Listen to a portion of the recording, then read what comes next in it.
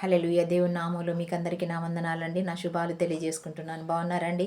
దేవుడు మనందరినీ సజీవులుగా ఉంచి మరి యొక్క నూతనకరమైన దినమును మనకు అనుగ్రహించినందుకు గాను దేవునికే ఘనత మహిమ ప్రభావములు చెల్లించుకుందామండి.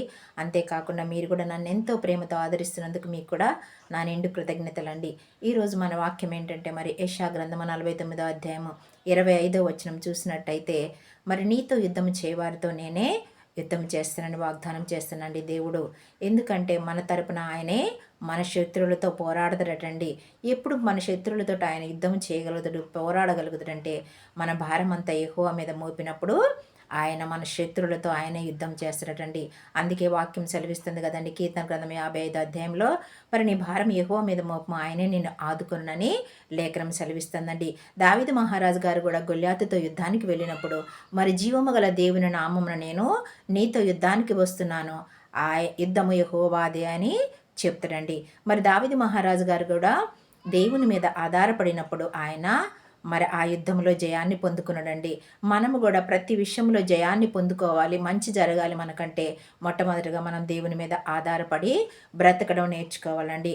ఈ చిన్ని వాక్యాన్ని దేవుడు దీవించి ఆశీర్వదించునుగాక. ఆమేన్. ఈ చిన్ని వాక్యాన్ని బట్టి ఒక పాట అండి.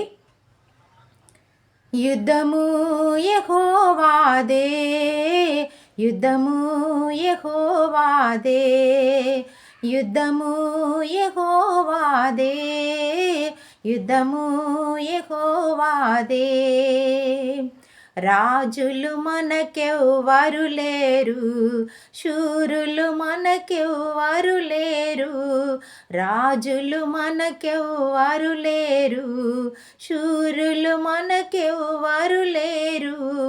విశ్వాసమునకు కర్తయైన యేసయ్యా మన అండ, విశ్వాసమునకు కర్తయైన యేసయ్యా మన అండ.